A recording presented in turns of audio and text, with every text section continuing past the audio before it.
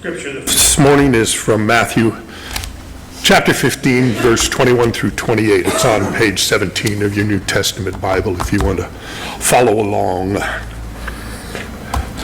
Jesus left that place and went away to the district of Tyre and Sidon.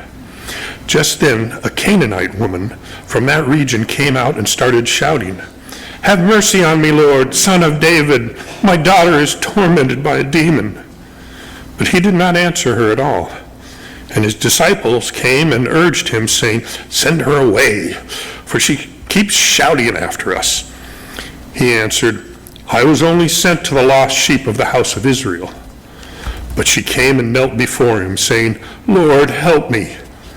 He answered, "It is not fair to take the children's food and throw it to the dogs." She said, "Yes, Lord, yet even the dogs eat the crumbs that fall from their master's table."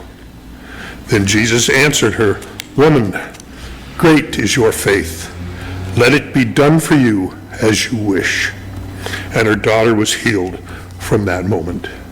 The word of God for the people of God. Thanks be to God.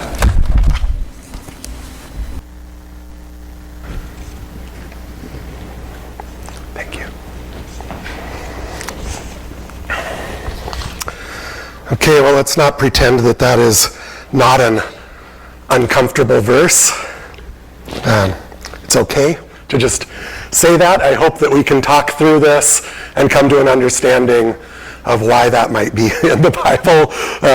It feels very prejudicial on the surface there, and quite demeaning, some of those words there. And I don't want to ignore things like that. Okay, so over these past few weeks, we've been walking with Jesus through the Gospel of Matthew. We've watched Jesus feed a hungry crowd where the disciples saw only scarcity. Last week, Peter stepped out of the boat and learned that, it's so weird. It works out before the service and then as soon as the service starts. Okay. Last week, Peter stepped out of the boat and learned that even when fear overwhelms us, Jesus is still there. And because of that truth, we can find the strength to take that next faithful step. And now our question is going to change a bit. We're going to be looking at how far does this way of Jesus extend? Who belongs within the reach of God's mercy? Who counts as our neighbor? What happens when following Jesus takes us beyond the boundaries that we know?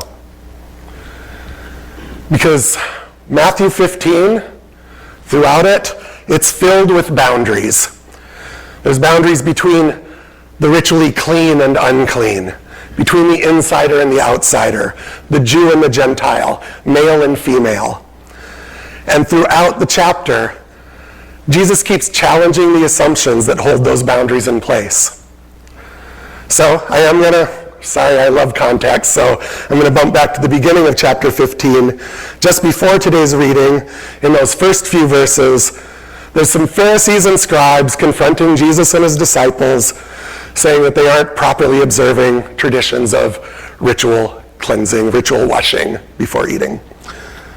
And Jesus responds, "What goes into someone's mouth doesn't defile them, but what comes out of their mouth, that's what defiles them." In other words, the danger isn't that something outside of us might get in.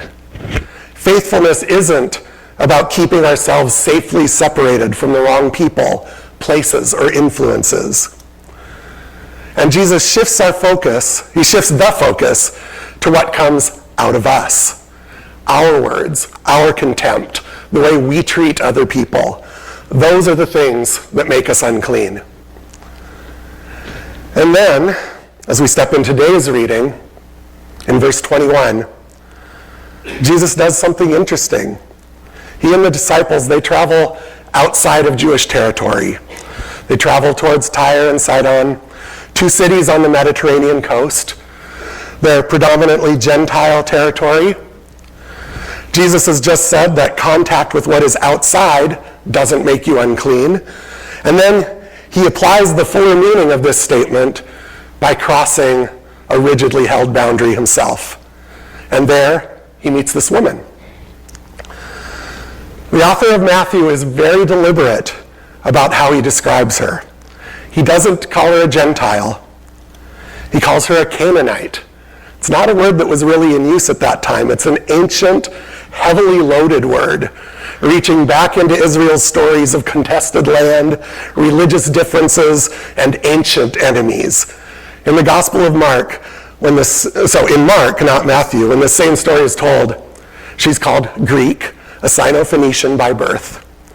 But the author of Matthew reaches for this older, more prejudiced name instead. It's almost as if the gospel wants there to be no ambiguity about her status as an outsider. She carries an old enemy's name. She lives in Gentile territory, and she's a woman. She's a woman approaching a male religious teacher in a world where that already makes her easy to dismiss. If you wanted to draw a line between us and them, she would be firmly placed on the outside. And yet, she comes shouting after Jesus and the disciples. She says, "Have mercy on me, Lord, Son of David. My daughter is tormented by a demon." And at first, Jesus doesn't answer, and she keeps pleading. And finally, the disciples have had enough. They're annoyed, and they say, "Send her away, for she keeps shouting after us." They don't ask about her daughter. They don't ask about the pain this mother's been carrying. They just hear an annoying voice from a despised outsider, a woman nonetheless, and they send her away. And that's the thing about the boundaries that we set up. They encourage us to stop seeing a person and begin seeing a category: foreigner, outsider, troublemaker, beggar. And sometimes those words get uglier: junkie, illegal, freeloader, queer, one of those people.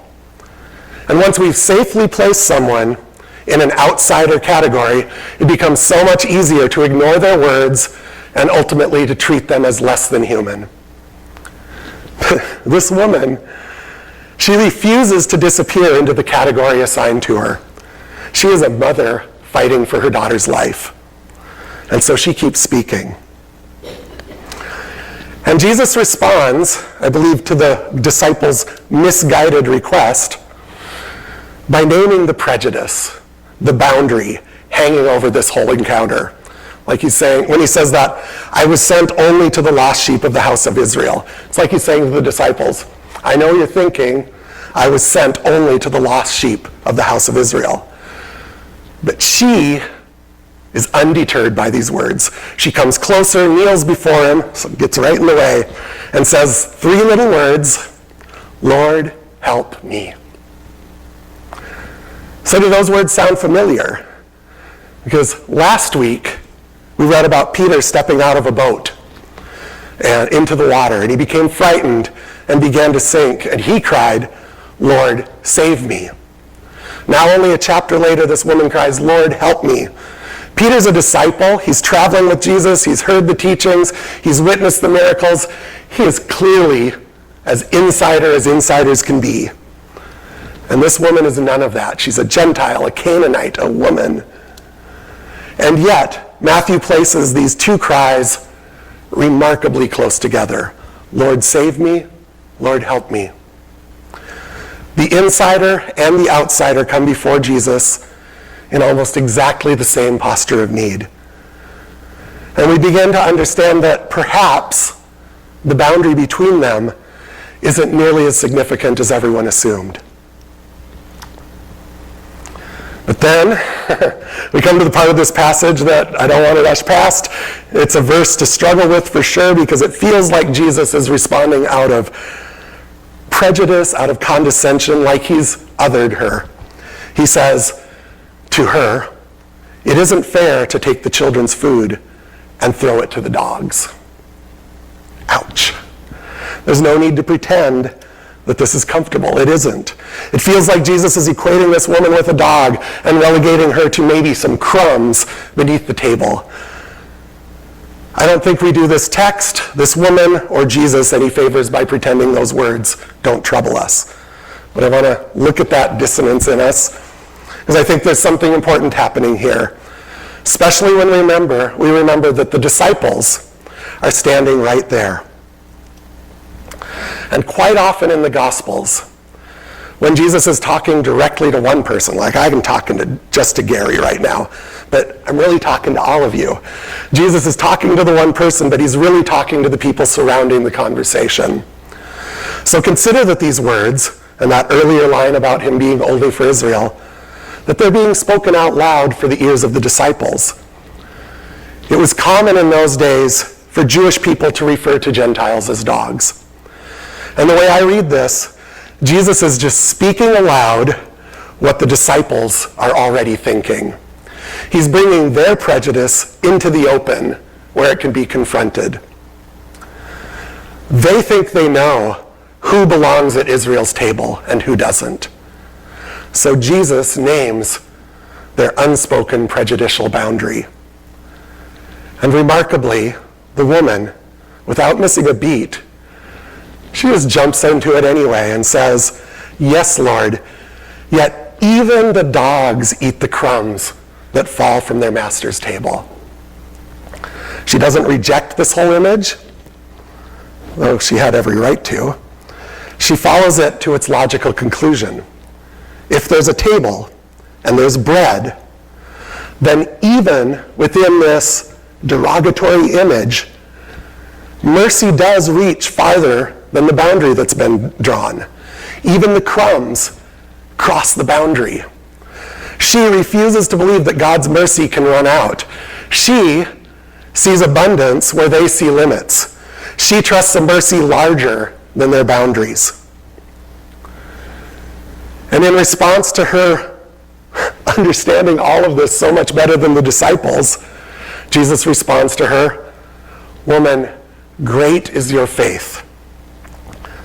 And that must have been shocking to the disciples, especially if we remember what Jesus said to Peter after pulling him back out of the water. He said, "You of little faith, why do you doubt?" So Peter, the disciple, the insider, little faith. This woman, the Canaanite, the outsider, the person they just wanted to dismiss and send away, to her he says, "Great is your faith." So imagine those words ringing in the disciples' ears. The person with every credential of belonging is described as having little faith. The person with none of the credentials is the one Jesus names as having great faith. And in that moment, her daughter is healed. And I just want to make a side point on that. Let's be clear that her healing is not some reward because she passed some sort of faith test. It's not because she's believed hard enough to earn something from Jesus, because we cannot earn mercy. Our relationship with Jesus isn't a transaction where if we believe enough or behave the right way, God owes us something in return. What Jesus is calling great faith is her refusal to accept that God's mercy could ever be contained by these boundaries that others have drawn around it. She trusts that there is enough bread, enough mercy, enough grace to reach even here in this foreign territory. And in this moment, the person everyone held to as the outsider, she becomes a teacher of those who thought they were on the inside. Okay, so back in 2001, on September 11th, you all know what happened. Wendy and I were living in Kathmandu, Nepal at the time. I was working as a researcher for the local university and was on a research assignment to study the language diversity spoken by the monks in Kathmandu's Buddhist monasteries. They come in from all over the Tibetan Buddhist world. Our son Reese was 3. Our daughter Zoe was 8 months old. And I remember I was walking around the living room holding Zoe, who was screaming with a respiratory infection. The BBC was playing on television, and the news report came that a plane had hit the first tower. And then Wendy and I watched live as the second plane hit, and suddenly, we all understood this wasn't random, and it was deeply unsettling, right? Okay, Nepal itself was incredibly unstable at this time. There was a Maoist uprising. The royal family had recently been massacred just a few months before. And violence was part of everyday life. There was a shoot-on-sight curfew beginning at dusk, which was terrifying as young parents of a struggling little 8-month-old who we thought might have to get to the hospital. So living in the thick of all of this insecurity, it was really important to us that back home in America, things are secure. And suddenly they weren't. And you know it from your own lives. In moments of insecurity like this, you want nothing more than to just be with the people you love. And we felt incredibly far from home in that moment. But then not 15 minutes after the second plane hit, our phone rang. And on the other end was one of the Buddhist monks I'd been meeting with for my research. He called to offer condolences, his love, and his prayers, and that they were going to hold a prayer vigil for peace, and he wanted me to know. I was stunned, teary-eyed kind of stunned. And then the phone rang again, and another young monk from another monastery, again offering compassion and love and prayers. And in a moment when I felt frightened and vulnerable, these lovely people became ministers of compassion to me. You know, and here goes you gotta grow in life, I hope. Somewhere in my heart, I think at that time I assumed this was all a one-way relationship. I was there to love them. But then the world went all wonky, and they were the ones who extended love to me. They had something to teach me about compassion, something to teach me about being a neighbor, something to teach me about faithfulness, something to teach me about breaking down our artificial boundaries. And I am sure that this is a very important part of what we're all doing as we learn to walk the way of Jesus, to recognize that God may have something important to teach us through the very people we've learned to think of as them. And that more than that, just that there is no them. There's only us. Okay, so after today's reading, this story about the woman's faith, if we were to keep going, we'd get to this story that sounds real familiar about the feeding of 4,000. In our reading just 2 weeks ago, from just one chapter earlier, Jesus fed more than 5,000 people, 5 loaves, 2 fish, and everyone ate, right? And then Jesus breaks down the barriers of clean and unclean, of insider and outsider, and this Canaanite woman, through her great faith, asks for the crumbs that fall from the table, and her daughter is healed. She's received the full serving of bread, just as the insiders received. And now, immediately after this encounter, we're still in the foreign land. Jesus is still in Gentile territory. And a very similar story comes to us. Another crowd gathers. It almost, if you're not paying attention, it feels like inclusion of this version of the story is a mistake, repeating so many of the exact same details, just with some changed numbers.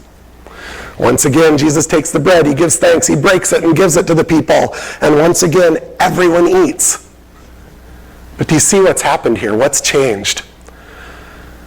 First there was bread at the table.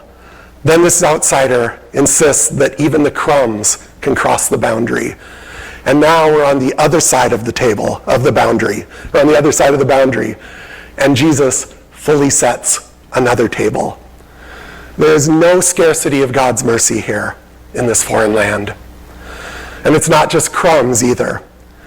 Even here, everybody eats in fullness, eats to fullness. God's full mercy is present here as well. God's abundance has never been confined by the boundaries that we try to draw around it.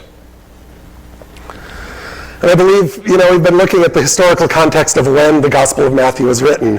And I believe that all of this would have really resonated with that community for whom the Gospel was originally written.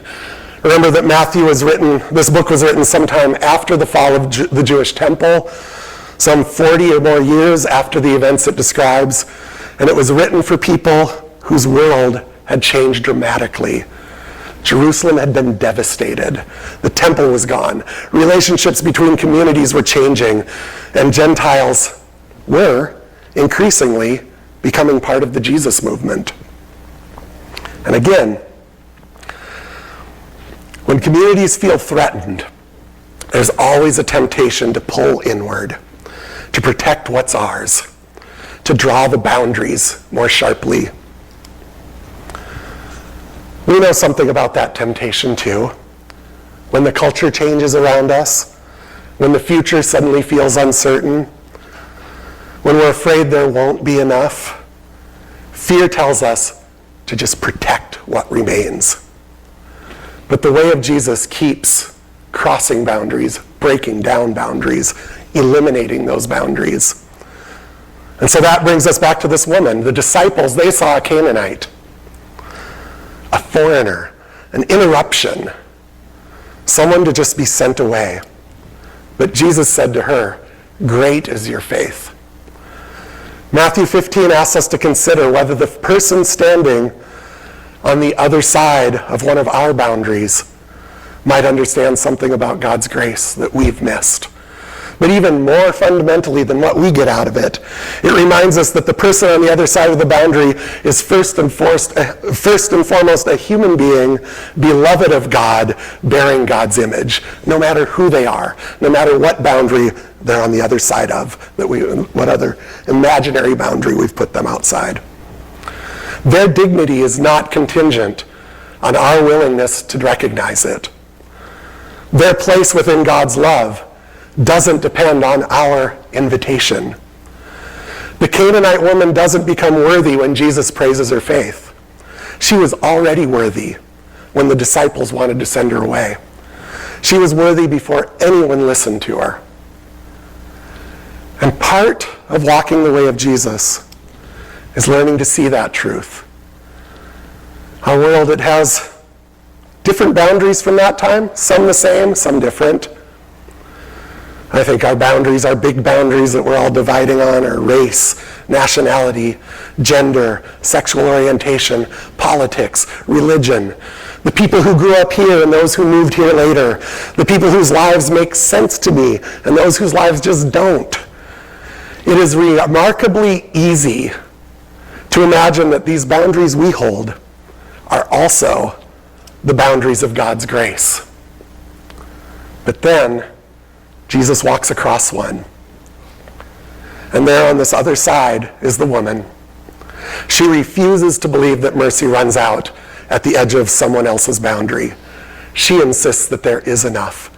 And Jesus says, "Great is your faith." It's quite a journey. It's a journey Jesus is still inviting each of us to walk, inviting us as a congregation to walk towards a faith secure enough in God's abundant grace that we don't need to guard it as though there might not be enough. The table is larger than we can possibly imagine. God's mercy reaches further than we ever expected. And these people we've learned to think of as those people are never outside the reach of God's love. They are God's beloved. So may we keep walking. May we recognize the prejudices, the false boundaries that we've inherited and constructed. May we have the courage to cross these boundaries. May we recognize the image of God in those we meet along the way. And may we discover again and again that God's grace is already there. Amen.